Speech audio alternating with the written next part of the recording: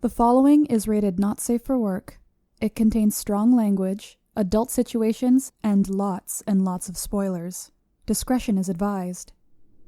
In the criminal justice system, cinematic-based offenses are considered especially heinous. The dedicated attorneys who investigate these villainous films are members of an elite squad known as the Reels of Justice. These are their stories.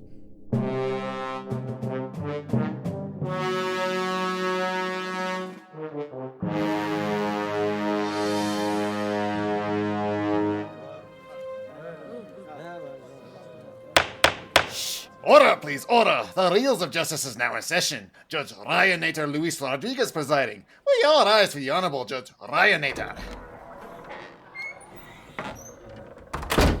Be seated.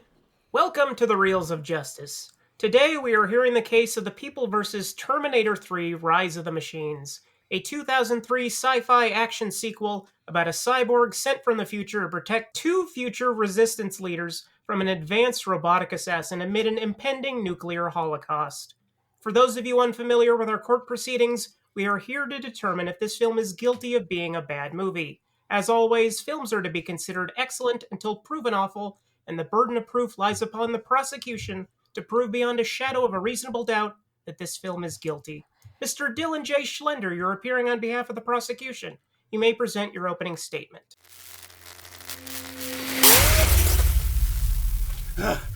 Oh, thank God I made it. Fellas, the resistance sent me back to this trial. This is where things went wrong.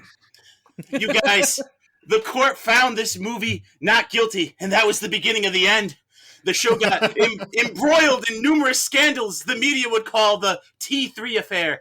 And finally we had to disband. Robb ends up homeless on the street. Ben and his wife moved to Japan. And Ryan, oh my dear sweet Ryan, the barbarians took him away to their mountain fortress and tickled him to death. No! Using the money Ben gave me from his book advance that was supposed to be for Robb's rehab, I founded the resistance, built the time machine, and I came back to set things right. Because you see, Terminator 3 is the worst of what movies have to offer. It is a shameless cash-in on a series that was frankly out of interesting things to say. Terminator 3 fails for being far too redolent of its previous features.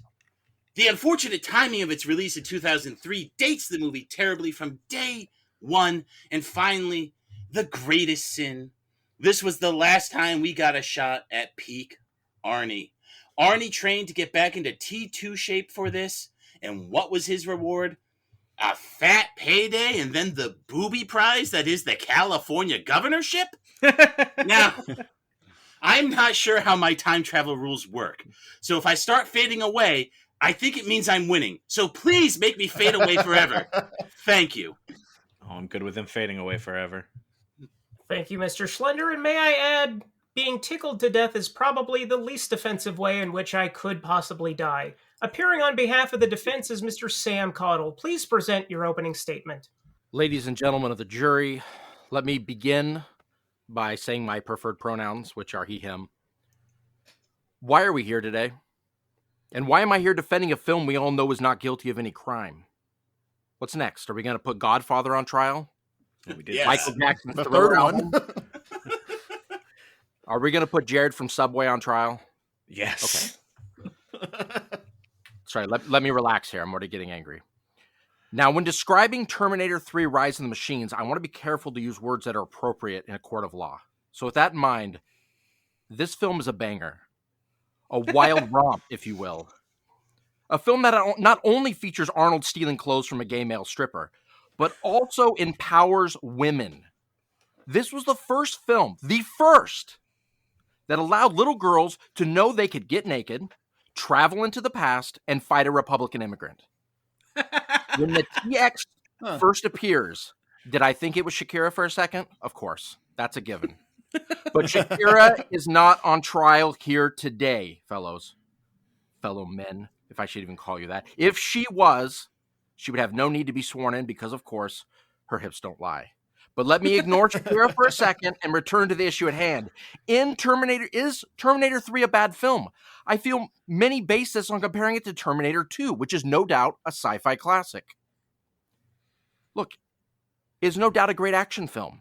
And it no doubt features Budnick from Salute Your Shorts. Shout out to Salute Your Shorts. And R.I.P. to Donkey Lips. I don't know if he died, but it just seems like he's probably dead. Oh, This film has At many least dying. positives, starting with the casting of Nick Stahl as John Connor, a much better and attractive actor than Edward Furlong. R.I.P. again. I just assume he's passed. This movie also stars Claire Danes, who is a solid actress and allowed me to imagine this film as a crossover with My So-Called Life.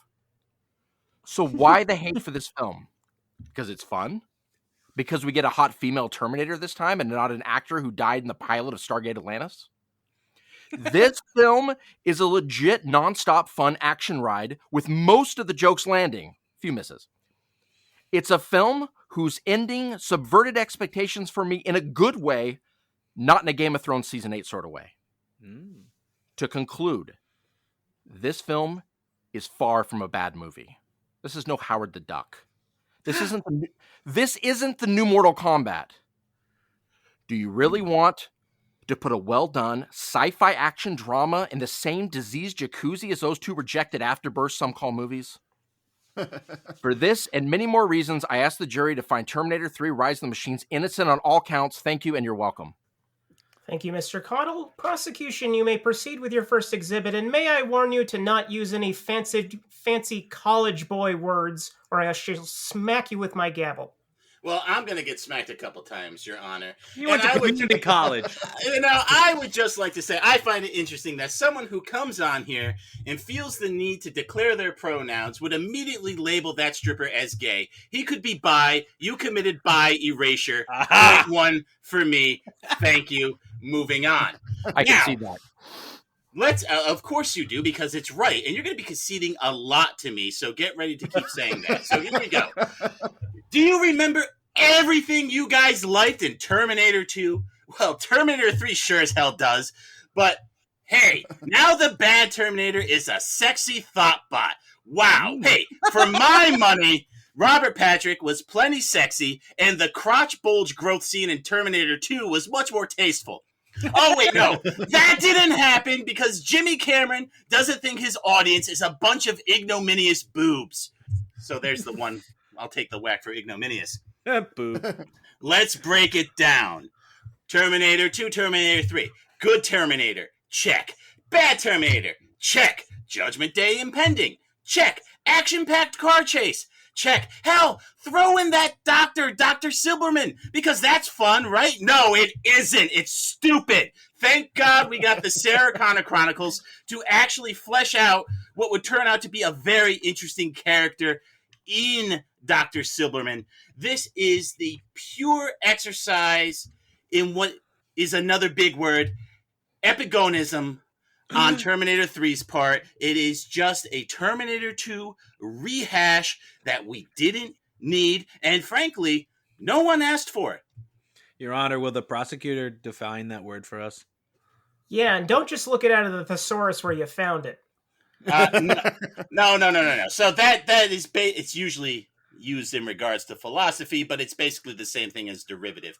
It is a pale imitation of those it is seeking to replicate, and that is the very heart and soul of what this movie has to offer. That is, say, Terminator 3. If you were to look it up in the dictionary, there would be a picture of the TX right there, and we'd all go, ugh. Defense, would you care to address any of his arguments that this is a derivative film? I think when dealing with this sort of film, obviously, when you're dealing with a film that is coming right after Terminator 2, you're going to have certain things like all 12 Hollywood does. years, sir, not right after. Please don't yell at me, sir. I yell at everyone. If I yell at Graham Skipper, you stand no chance. Okay. So I'm already offended. I just want that court to, if you could note that I'm already offended by the tone and language that is being used against me. I'll note it because I'm offended too. All right. I want to make sure that's noted. It wouldn't be a show if I wasn't offending Ryan. Yeah, there we go. No, there's no doubt that there's certain things that are derivative about this film. That's not the point of here. When they talk about a bad film, a lot of films come derivative, and they're using old things that you see all the time in past films. Not a question. You see that all the time. 2 used certain things from 1, and it redid it, and it mixed it up a little bit. This one uses a bit more from Terminator 2. That is true. but it also adds a lot of new elements in there that people do not expect to give it a new vibe. Now, maybe you hate women. I don't know. But I think a woman deserved to be a Terminator. There was one man the first time who was a Terminator, and then they just brought a second man in a Terminator, and they're just chasing a guy. Again, now all this time we suddenly have a lady, an attractive lady, and you're mad suddenly because she makes her boobs bigger? Oh, I'm sorry. Is it wrong that she has boobs? I'm sorry. It is not wrong that she has boobs, but I want to know why Skynet was thinking, hey, we got to send this one back. Is she sexy enough? Oh, don't worry. She'll be able to grow her boobs if she has to. It was cheap. It was to appeal to the base sensibilities of people like Robb Maynard and Ben Haslar. It is beneath the rest of us. Hey, I'm now sorry, the boobs make sense for going close for assassinations. I just want to say. If you're going to go for making a robot and you're smart, and these robots are smart, they're going to create something like they did already to make her attractive, to be able to use that to her advantage. Right? Yeah, but she doesn't even need it. Why does she even stop for the cop? Just blast. Why steal his gun? Your hand is a gun. There are so many poor decisions the TX makes. Never mind, after the car chase, she just decides like, well, there goes John Connor. I'll get him next time. Winks at the camera, credits roll. Oh, wait, no, because it's a whole movie and other stuff has to happen. It is sloppy, sir. Sloppy, sloppy, sloppy. I also feel like this is an attack on the police. But that's fine. That's just me. It could be an attack on the police. We all know no California cop is falling for that trick. Yeah, so I'm sorry that she tried to come up with multiple plans first, using something to disarm him, and then she realizing the cop who didn't react how she wanted to, so the cop who was obviously probably, not attracted to women, she realized that didn't work. I got the subtext. Okay. Jesus Christ, are you committing more bi-erasure on my show? Your Honor, please, do something. Well, now that you called it your show, you can fuck off. Fair. That's fair. Accept it. Yes. It seems like we're getting in the weeds with this one. So, prosecution, why don't you present your next argument? Well, you got the lead. Thank you, Your Honor. To my next point, I have to say watching this movie in 2021 must be a lot like watching this movie in 2005. It is woefully outdated. The lingo is more fitting for an 80s sci-fi hacker. Let's break it down. Skynet can penetrate the firewall, which is still holding, mind you, they say, in order to trick the government into giving Skynet full access to the systems it's already corrupted. This is like a burglar breaking into your house to steal your keys. Oh, wait, there's more. The TX not only can control her boobies, she can control cars for some reason. But she has a harder time controlling machines that are arguably more compatible with her, i.e. Arnold Schwarzenegger. So, I say, you know what they should have done? Instead of giving Arnie this crisis of consciousness that he has, where he's like, John Connor, stay away, I'll kill you, bucka, bucka, bucka. No one cares. We all know you're not going to kill.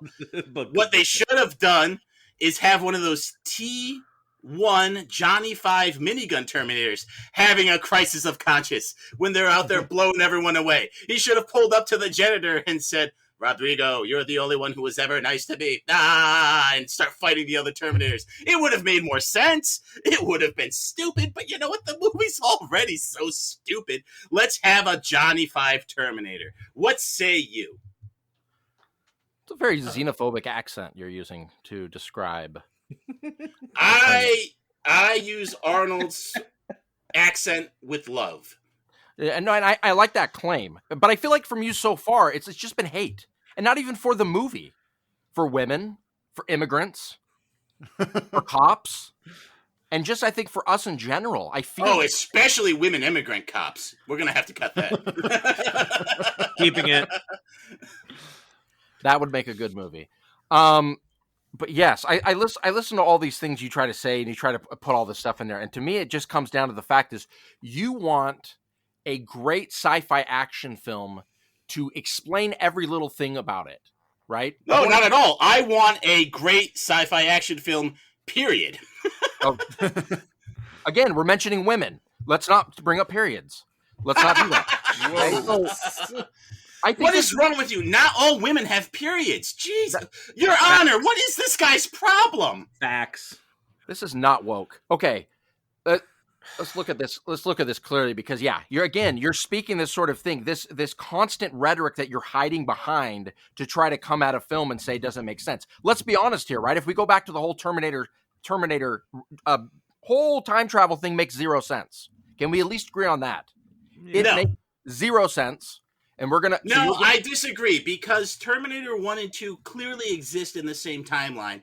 The way they introduced Terminator 3, that doesn't make sense because it doesn't follow the rules that were established in Terminator 1 and 2. For example, how did the Terminators know that they were married? Because all the records were deleted. That's one of the reasons they went back to kill Sarah Connor and not say further back to kill someone who was much further down that bloodline, because those records didn't exist. That was a whole contrivance for why Terminator 1 had to happen the way it was. But now in Terminator 3, it turns out, oh, no, they've got all that information. They can actually read DNA by licking it and having an orgasm. It just does not make sense Objection, in the Your Honor. context of Terminator 1 and 2. Objection, again, anti-women orgasms. Again, whoa. Let's not say things we can't take back. Yeah. Being anti and not able to achieve something are completely different, sir. That's true. Plus I think if you've watched that scene, obviously you've never actually seen a real one happen. And I think that's the point. Is if you see that her licking that blood. The point is I've never seen a woman orgasm. Your Honor, what are we doing? What is going on in this courtroom I'm losing today? my patience with both of you. Prosecution, present your next argument, please. Your Honor, I am going to do you in this court a service by presenting my final point. Thank God. Oh, thank and God. I know. And my left hand is fading away. That's how I know I'm winning. But I won't be able to play the guitar for the rest of Ben's prom. All right, so my final point. Arnie, the modern Vitruvian man. This was his last shot in peak form. Did we get Conan? No. Did we get that sweet Paul Verhoeven movie about the Crusades? Oh, no, not at all.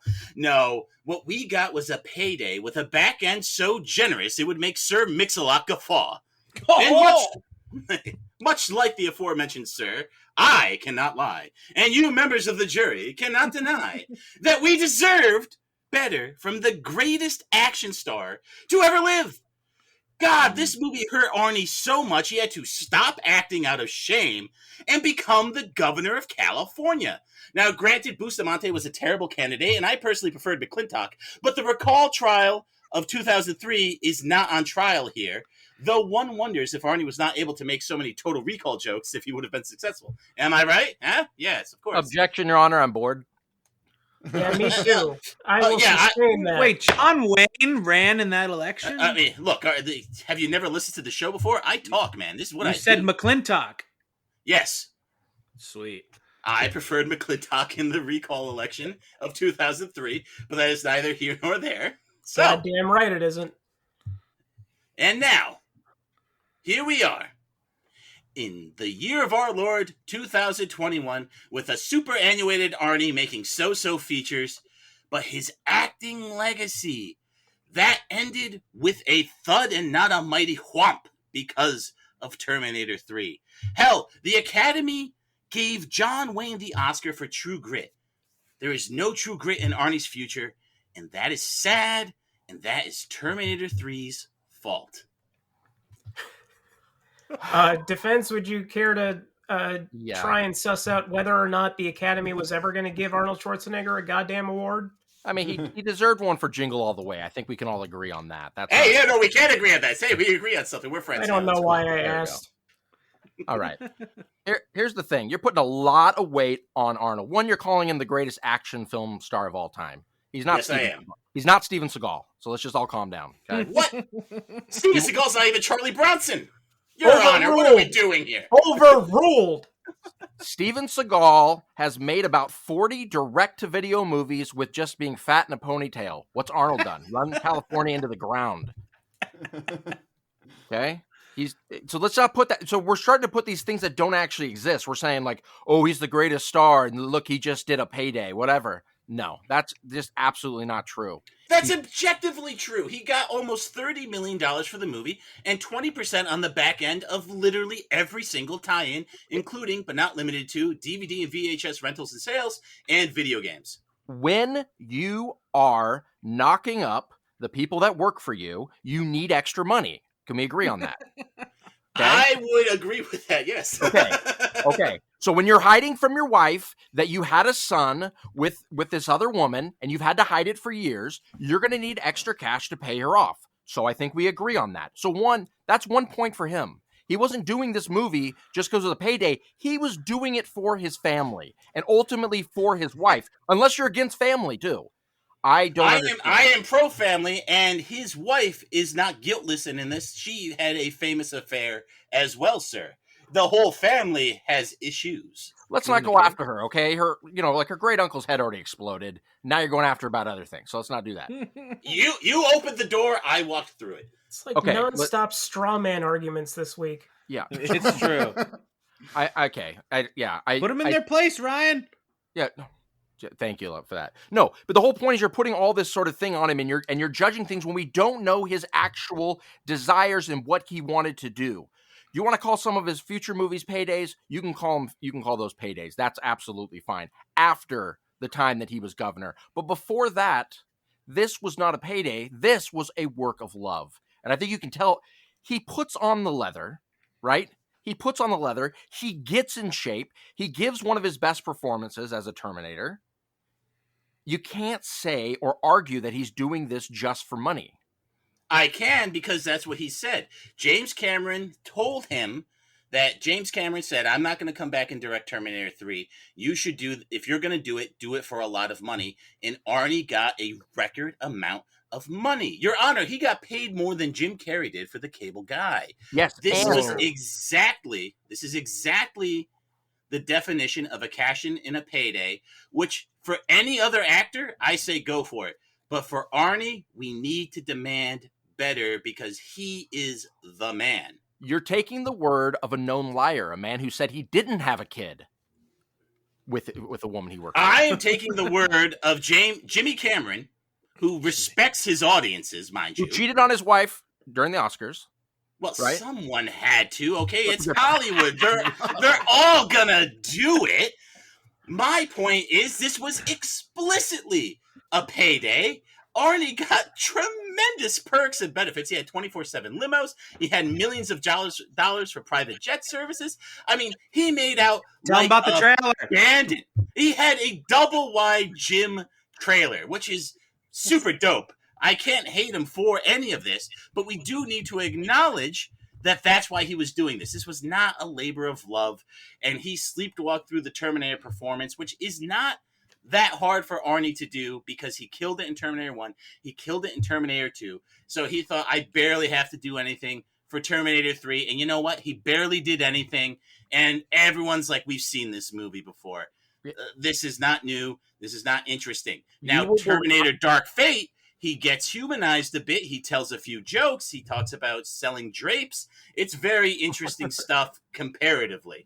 Okay, yeah, but I think you're just, anything he says, you just believe anything. You probably think 9/11 wasn't an inside job, right? you probably think there aren't lizard people, right, that have taken over the nation. Am I right? I am wearing a tinfoil hat right now, sir. Tread lightly. You probably do not think that Trump is still going to come back to office. Why? Because you believe all these mainstream people and the lies that they tell. That's what I can tell from you immediately. This point, you're right. Forgive me that I follow the facts. Your Honor, that's what I'm guilty of. Let's believe the Hollywood elite with their pizza shops and underground child pornography centers. Let's believe them. No, let's look at the work.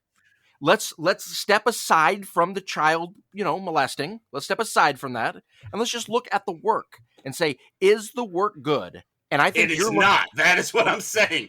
Your Honor, I don't know if I said it, but I rest my case already. If this guy wants to keep hanging himself, go right ahead, man. The show is yours. Defense, would you care to give your first exhibit? Yes. My first exhibit is when I talk about this movie in the way that it subverts expectations. By being bad. Hey, okay. Please, could we do the Chicago 7 thing and have this guy muffled a little bit and tied to a chair? I don't know if that's possible. Well, actually, we already tied to a chair into the chair, but we can't muffle him. Okay. He's gotten out of the tied muffling himself before. to that chair. I told my wife that I was going to make her proud, so I need you to be quiet so I can make her proud right now. Okay. Good luck, This sir. movie subverts expectations in the way that it does bring up certain plot points you do not expect. One being that you find out that John Connor is dead and he was killed by Arnold's character. This is an actual twist that matters to the story, has an emotional effect through the whole thing, and is a good wrap-up for everything that happened to actually find that out, that the person that takes him out is the one that he trusted. They throw that out there. Another subverted expectation, of course, being the very end. Now, the whole series had been set up in this idea that they could stop Judgment Day, and yet this movie sets up this thing that you can't outrun your fate. But again, it leads you all the way to the end and leads you to the point where you're saying, oh, and now they get down there to blow this thing up, and then it subverts your expectation, and then the whole world becomes Hiroshima. And so it ends on a very dark note, and the darkest of notes of the first three. And it actually does something that makes it interesting at the end. It doesn't just have the good guys win. It doesn't do that, which I think we can all agree. The good guys winning is fine. It can be great if it's done great. But also in a Hollywood film, especially something that's expected just to be a money grab, to not do that, to end a bit darker and actually get into the idea of fate and fighting your fate and that sort of thing in the way they did is above what most of these films do. Prosecution. No, sorry. Go ahead. Go for it. No, well, thank you, Your Honor. I mean, you say the good guys don't win. It's like Judgment Day goes forward, but John Connor is still in charge. He's got his wife now.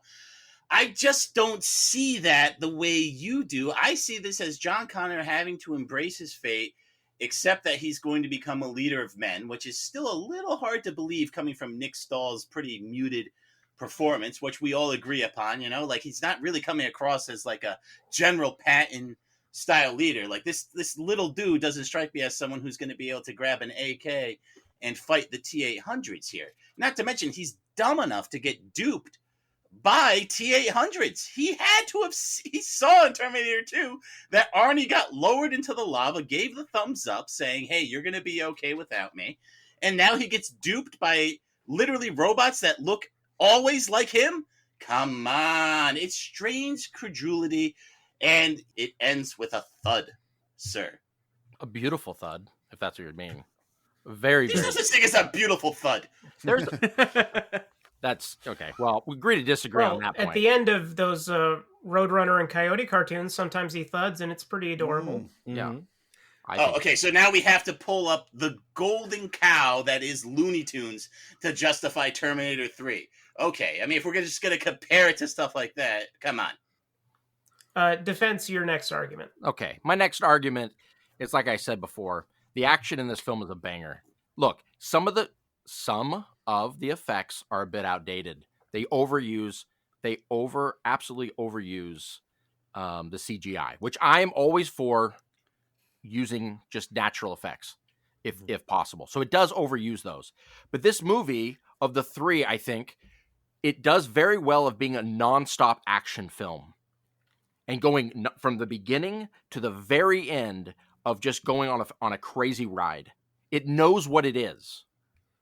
The movie's not trying to do much more than it actually is, which is the movie is meant, as you're watching it, to be a good time.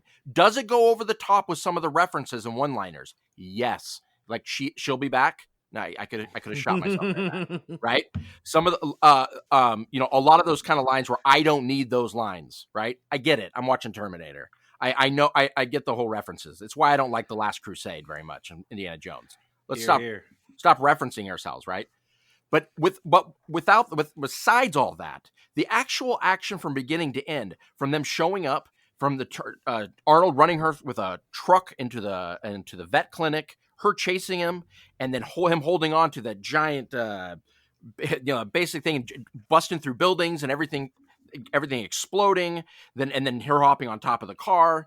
All these things with the hearse. This is non-stop. There's no way to be bored in this movie because it knows what. Unless you've seen Terminator 2. When you say besides all that, that is doing a lot of heavy lifting because these are some beat for beat action scenes that we had literally seen in Terminator 2. the car chase, the evil Terminator, the good Terminator, all things I brought up earlier in my case. Yes. No, but I think they do the action, and the action, I think they do better. I don't argue that. I do not think you will find anyone in this court that thinks the car chase in Terminator 3 is better than the car chase in Terminator 2. Car/motorcycle chase in Terminator 2. That's a truck and motorcycle race both times. Yep. There you go. Thank you, Rob. I can already feel the meth addiction slipping away from you. This is working. No, my meth. There's no doubt that T2 is a better film. I mean, James Cameron, I will admit that. T2 is a better film. There's no doubt about it. It's done by James Cameron when he made good films. Not so much anymore. But when he made good films, right? And he made, it doesn't take 12 years to make half a movie and then talk about how it's going to come out in 12 years after that. He made solid films. And he made T2, which is one of the greatest sci-fi films ever made. There's no doubt. But T3 is thrown on and pissed on because it's compared to the second one. If it was by itself as a movie, it would not be judged so harshly. But everyone holds it up, right? That is the decision they made. You can't say that about Terminator Salvation. You can't say that about Terminator Dark Fate. Terminator 3 made the conscientious decision to be incredibly redolent of Terminator 2. Conscientious. It did. Because there was 12 years and they thought they could get away with it. That was their choice. Defense, I would like to know, do you think that it also pales in comparison to the first Terminator, or are you just basing this on comparing it to Terminator 2? I don't think it pales so much in comparison to 1. Now, hear me out here. Look, I was very young when I saw Terminator. I saw Terminator 2 first. My parents let me go watch Terminator 1. I watched it about 9 times in 3 days. And I loved it, but I didn't love it near as much as 2. I felt that 2 was James Cameron taking the movie and making it what it could be, truly. Just like I felt like he did when he took Alien and made Aliens. He took it to a next level. So again, he took it to a different level in Aliens. I think Alien 1 is incredibly strong. Alien 1 is very different movies. Alien 1, I think, is incredibly strong, and Aliens is maybe the best sci-fi action film of all time. That's what I'm saying. Could be. Yeah, fair. So that's what I mean. Is James Cameron really knows how to make it. So again, it's like it in a sense, it's like when I'm talking about the movie Godfather 3, which I really enjoy, but it gets pissed on again because how does it compete with 2 perfect movies? It can't. I mean, it has Sofia Coppola, who gave an Oscar-winning performance, obviously. We did talk about this in a past episode. You guys talked about Dakota, which I bought. I haven't got to watch yet. You're not missing much. Yeah. Yeah. Okay, it's good. We found it not guilty. Relax. Yes, but that's what I'm saying is you can't get right with your bias when going from a movie to the next movie and one being so good that the next one has to be able to compare at least right underneath it for people to be okay with it, or everyone just says it's absolutely terrible. And I believe that's what happened with this one, and it wasn't taken for what it is, which is purely a really fun sci-fi flick. Again, I just have to say these were decisions Terminator 3 made that they didn't have to. We saw with Sarah Connor Chronicles, you can go in different directions. Salvation, you can go in different directions. Even Dark Fate, which did have a lot of callbacks to Terminator 2, could still go in different directions. Terminator 3 was the wrong movie at the wrong time, and it tried far too hard to lean on Terminator 2, just like you were saying with Indiana Jones in The Last Crusade. Stop referencing yourself. That is what Terminator 3 was doing, and if you need to scratch that Terminator itch, right? Yeah. You got Terminator 2. You have Dark Fate. You have an entire TV show. It is just like when we had Grizzly on trial. If you're trying to scratch that Jaws itch, there are better ways to do it. And scratching that Terminator itch, same idea here. Terminator 3 is the worst way to do it because it is not good. It is bad. All right. I think we've covered this. Defense, if you can present your next argument. And lastly, I think when looking at this movie of why this movie actually fully works is this presents a John Connor who's a real man. Let's just be honest here. He does manly things. Number one, he lives off the grid. There's nothing more manly than living off the grid. Okay? everybody that's ever wanted to truly be a man has thought about living off the grid. The only thing they didn't give him was a really amazing beard. I don't know why. True. How do we know he was super manly? Not only is he riding a motorcycle while living off the grid, but when they show what he's doing for a job, he's just hitting concrete with a sledgehammer. That's it. That's what men do, right? This is what they do. What did Arnold do in Total Recall? He's just jackhammering concrete. Why? Because he's a man, right? So then we get John Connor, who's obviously a man, but he's obviously got feelings, of course. He gets himself hurt because he tries not to hit a deer. We see this side of him. He lives off the grid, but he obviously loves the animals. Just like Arnold Schwarzenegger in Commando. These are the kind of things that, when he's living off the grid, obviously, again, these are the things. But he goes to a vet to find his thing. Again, like a man, he does not go to the ER. He goes and does drugs, which he doesn't know what they are, that could castrate him. Like as a man. it was pointed out. Like a man. And I think this is the point that's a lot of times missed when watching this film, because, yes, there is a hot Terminator and all that sort of thing, and that's great. And Arnold is buffer, and he's big and does all this stuff. But John Connor, who's being claimed here, is not setting himself to be a Patton, who died in a car accident, if I must mention. That's not very normal.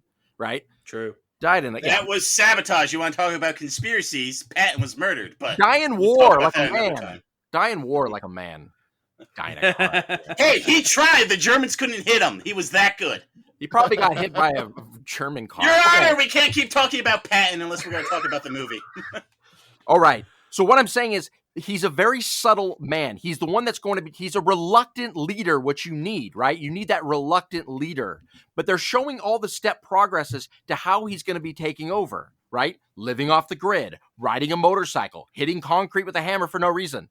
These things set up the way that he will eventually take over when he goes down into this bunker, which is still using 1950s technology. I don't know why.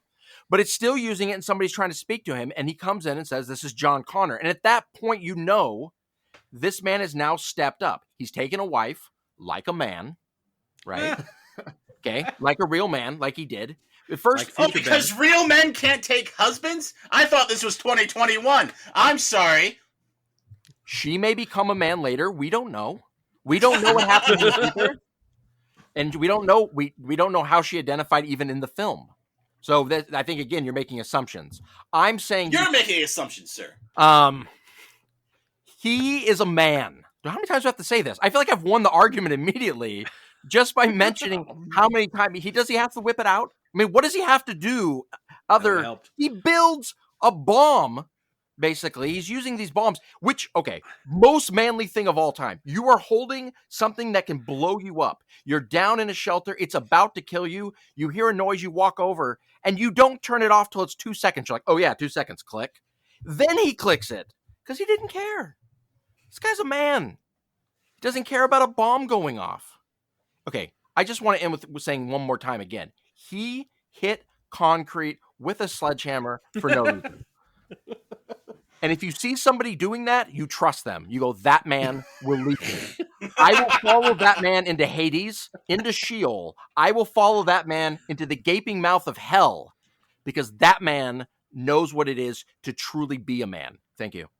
I would ask the prosecution to respond to that, but I don't care. Both sides have rested their cases. The attorneys will now present their closing arguments. Oh, no. Mr. Schlender, you may begin. Don't do it.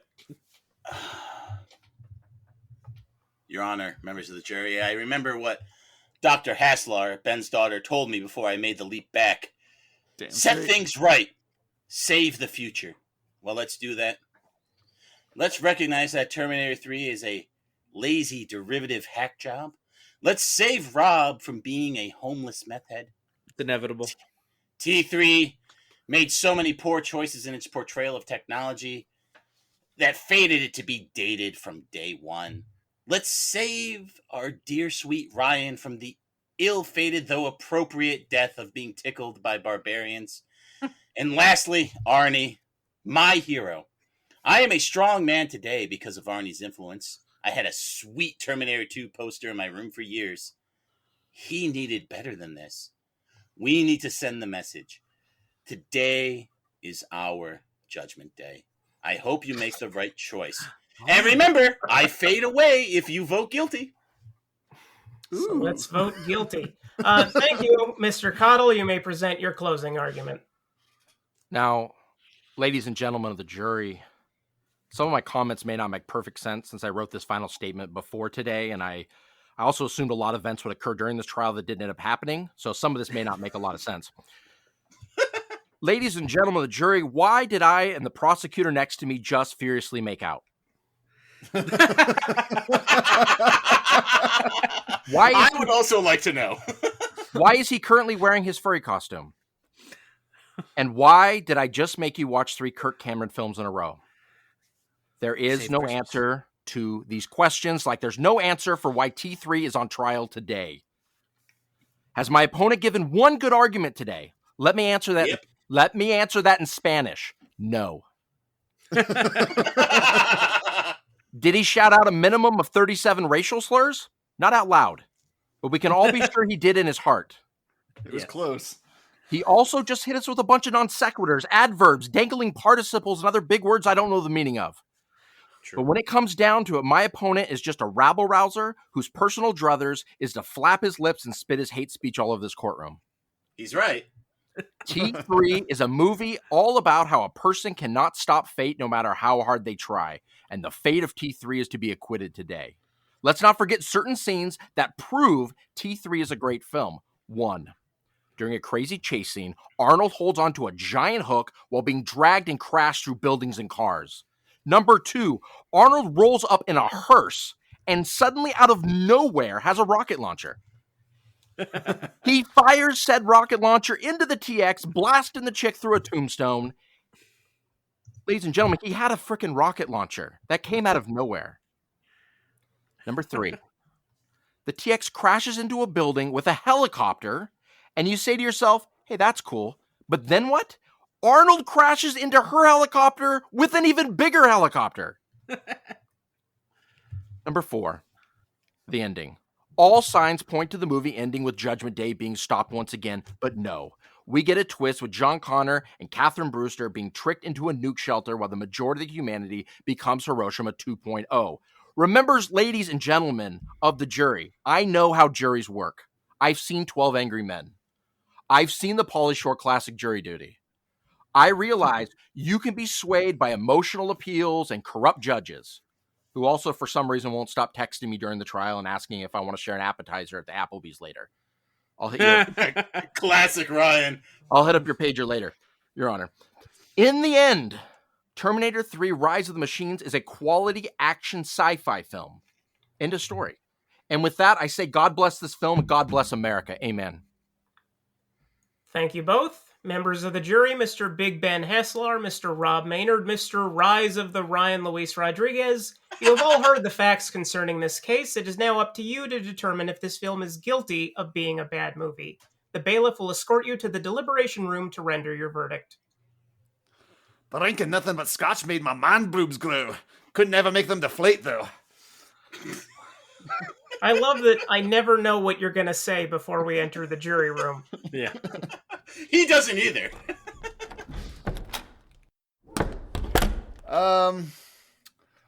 Well, I am not as in love with Nick Stahl as the man of the defense is, clearly. I think he was only okay. He's a man. Rob, what did you think of this case? I thought this was a hard trial to follow because both of them just kept furiously making out most of the episode. So that was difficult for me. I do like Nick Stahl. I don't agree that he's much of a peak of manliness, but I think that's the point, right? He's I mean, this is sort of that period between where he becomes John Connor, the resistance leader, who doesn't necessarily need to be a masculine figure to be heroic, or he's a boy now. He becomes a man. He already was a boy. No, he was a kid. Now he's just a boy. Then he will become a man.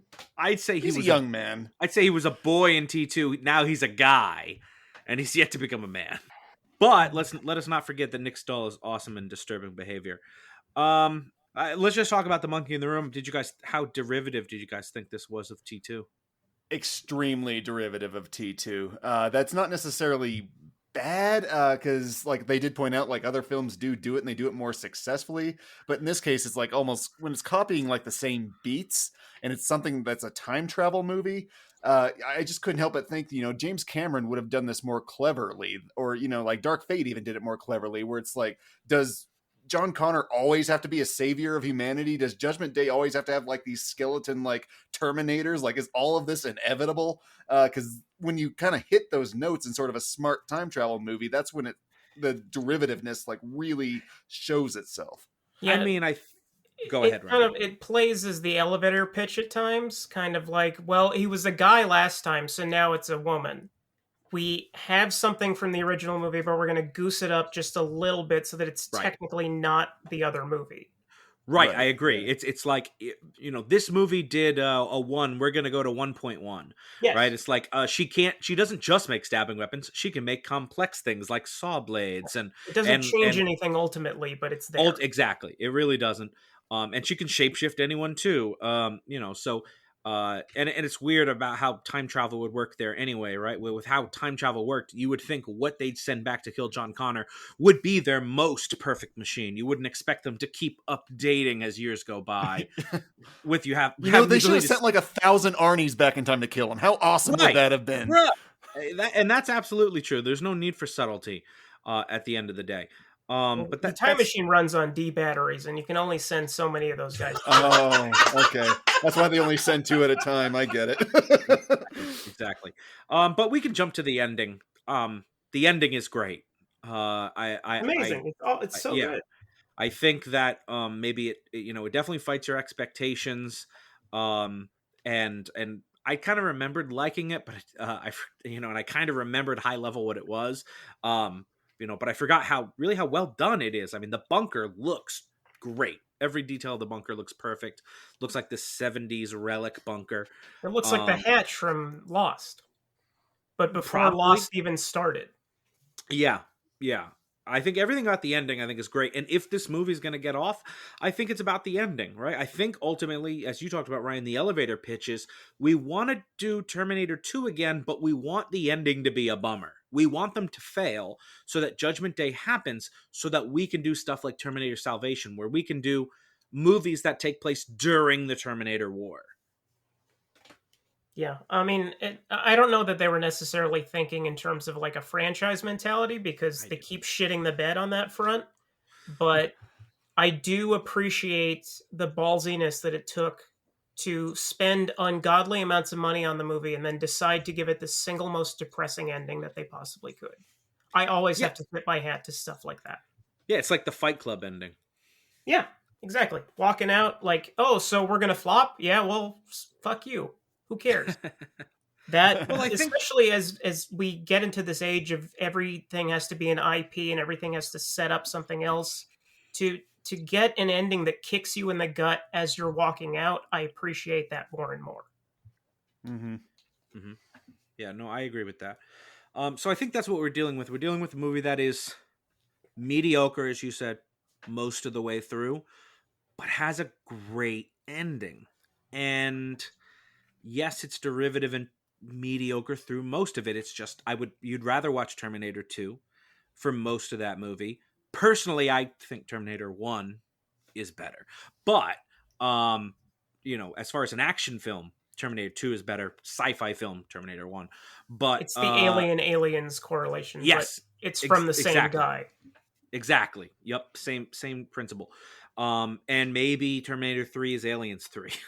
Where it's like, for most of it, it's not doing anything better. It's adrift for most of it. Yeah. For most of it, yeah. Yeah. It wasn't that bad. Like, the truck chase was cool. The truck chase is cool, but would you prefer it over the truck chase in Terminator 2? I wouldn't. It's fine. I wouldn't say rather, but it's nice that it's different enough that it's suitably epic, holds me. But it's nothing like, if you say, well, we got to have this movie be made so that we can get that scene, I don't know that necessarily I could go on that. But if you're saying to get to the ending, yeah, I could go with that.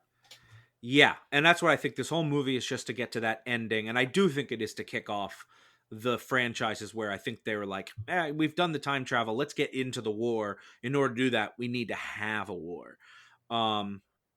But for me, like I said, it is kind of mediocre all the way through, but the ending is super good, and I do love Nick Stahl.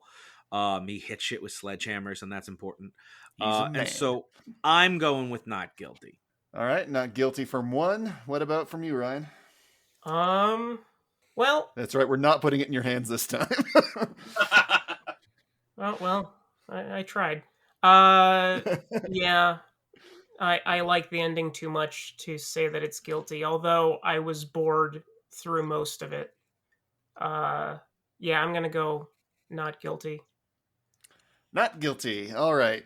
Well, I essentially agree with you, and at the risk of making Dylan stay here, maybe Judgment Day is inevitable, so not guilty. Damn. All right.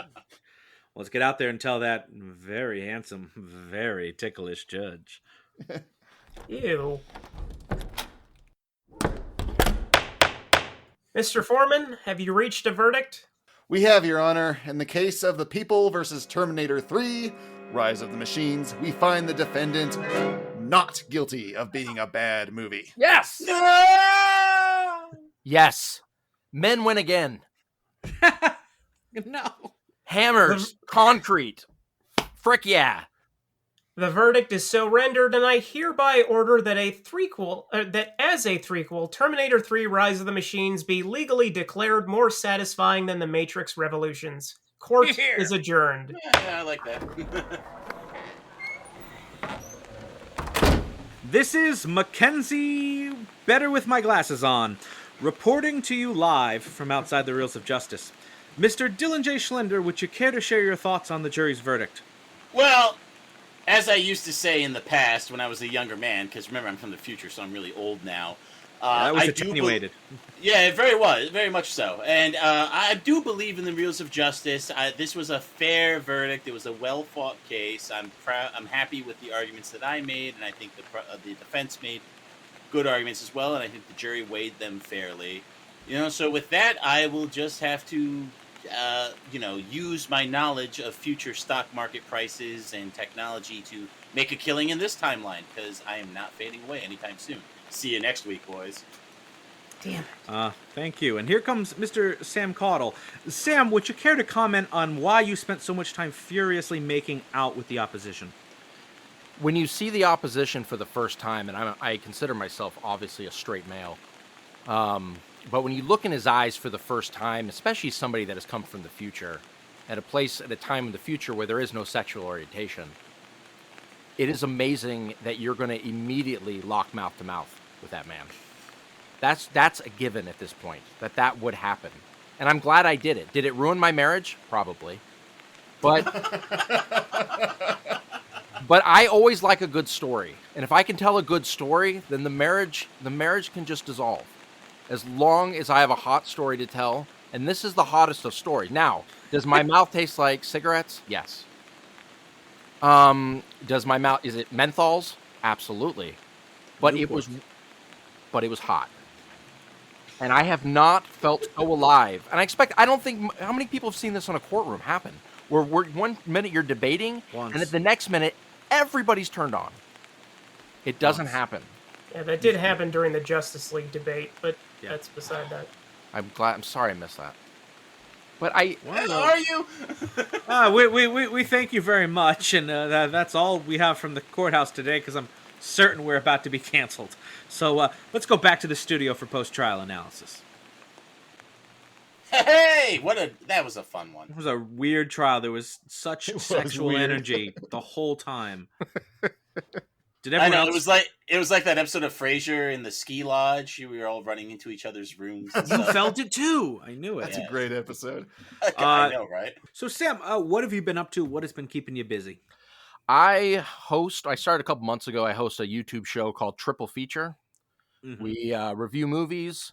We make we're just really getting started and trying to talk about different movies. Like we review mostly 3 movies a week. We did like 3 Nicolas Cage movies.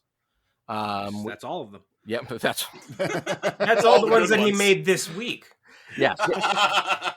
We watched all his newer ones. We watched Jiu-Jitsu, Kill Chain, and the other one where he has snakes on his arms and he has a bad accent. I can't remember the name of it. I forgot the name of the movie, but he has snakes on both arms. It's amazing. That's half of them. Yeah, you've got to see this film. Snakes both arms is what it's called. We've really tried to mostly watch 3 movies that we think are pretty funny, like Roadhouse or Point Break. Watch 3 Patrick Swayze films. So good movies. Yeah, the top of the line films. Keanu Reeves giving his best performances. But yeah, we watch all those movies, and then we're trying other things, just trying to basically just have fun with movies in general, not take it too serious. Talk about movies we like, and then a lot about movies that suck. And so that's on the YouTubes.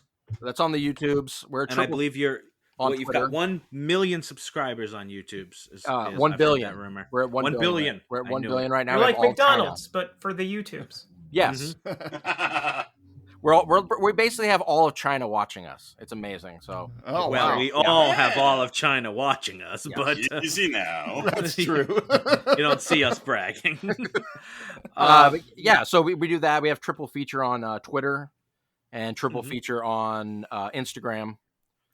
So we're just trying to get out, spread the word, slowly build it up. Trying to get an audience for anything is obviously slow. And but then I heard you guys, and I had no clue how many listeners you have. I just watched you guys, and I was just like, we have 1,000,000,001. You should be big. This show they're all Chinese. Yep. And my mom. This is a great setup. It should be popular. You're only competing with 1 billion podcasts, though. That's the thing. I agree. Yeah. It's not. It's only the most oversaturated topic in podcasting. Each of us only work every 4th episode, which is nice. Yeah. And since you do triple features, you should do Terminator 1, 2, and 3 as a feature. Yeah. Oh, that'd be a good one. I would come on your show and be much more civil than I was on my own show. I don't take any get that in writing before he comes on. I don't deal with rabble rousers on my own show. Okay, good. It's a good policy. I barely deal with them here. He's got blackmail on all of us, so that's why he's here. That is true. It's because he's from so the future. Sam, we always ask for a recommendation of a movie people should check out from our guests. So what is a movie that our listeners need to check out? A movie I saw recently, and I ended up watching it 3 times now. It's on the Criterion. It's on the Criterion channel. If anybody has that streaming, you've got Ryan one already. If anybody wants to get, he may have seen it. If you want to watch a movie that is, if you want to watch something that's a little self-indulgent and matters, it's a film from the 80s from Russia. So automatically everyone's ooh, this sounds good. But the 80s from Russia, it's a war film called Come and See, and good movie.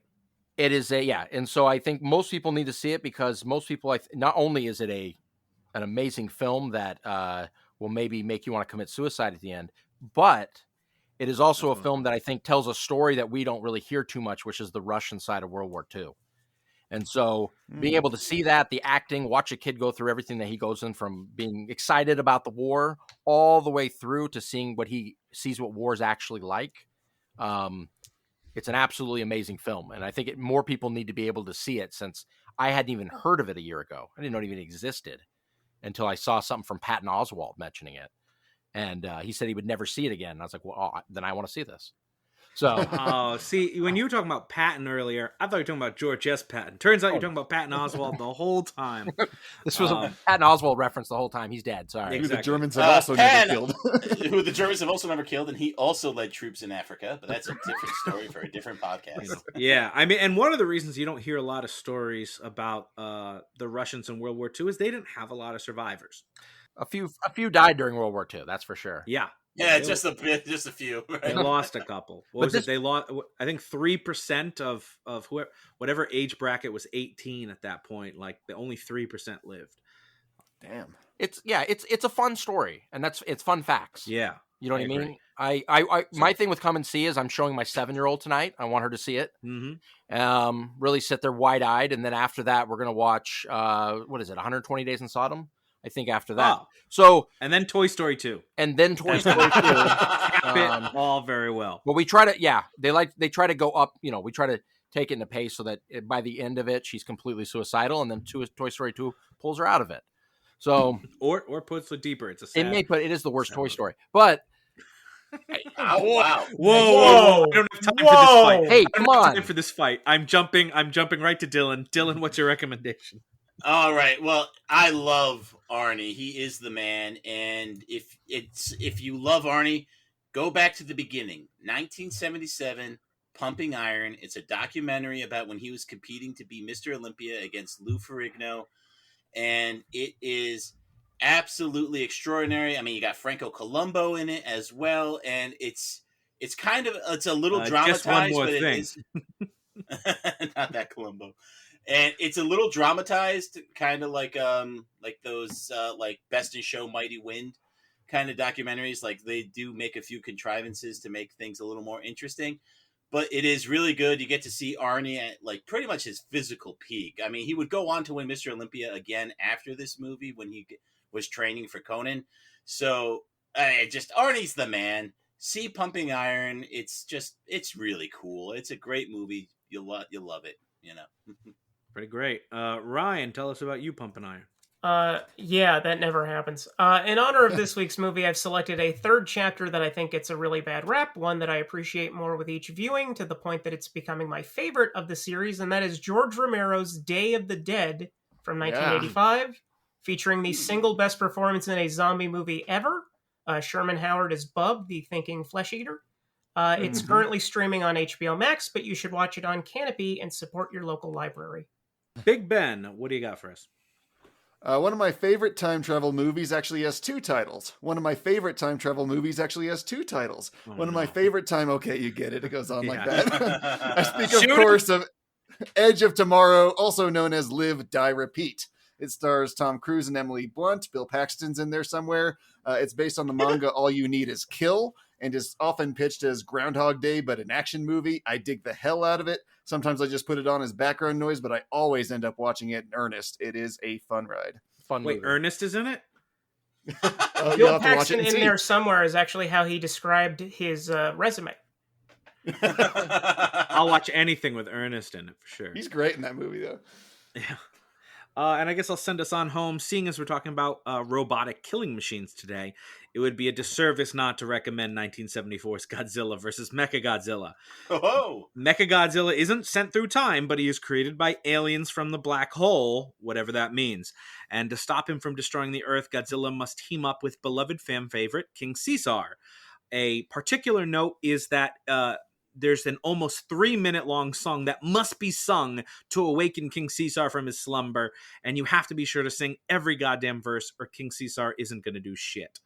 As for Mechagodzilla, it can shoot lasers from its eyes and mouth, missiles from its fingers, it can spin its head around so fast it generates a force field, and it can fly. It is the ultimate killing machine and makes Arnold Schwarzenegger look like a punk bitch.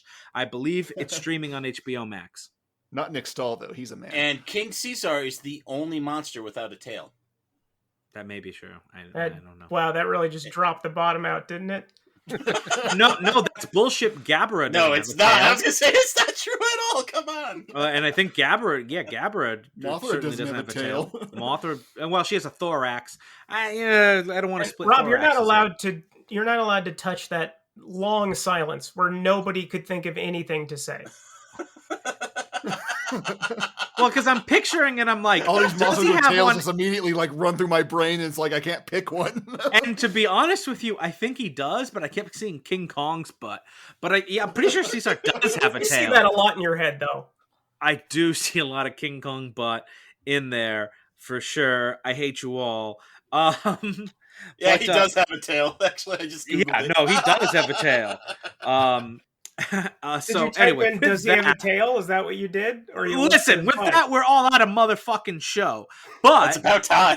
We'd like to thank our guest Sam Caudle for joining us. Thank you so much, Sam, for coming and having a good time with us. Thank you for having me. Thank you for being mean to me. I appreciate it. Oh, you're welcome. We are always willing to be mean to anyone. We hope everyone checks out Sam's channel, Triple Feature, on the YouTubes, and we hope you'll all join us again as the Reels of Justice keep turning.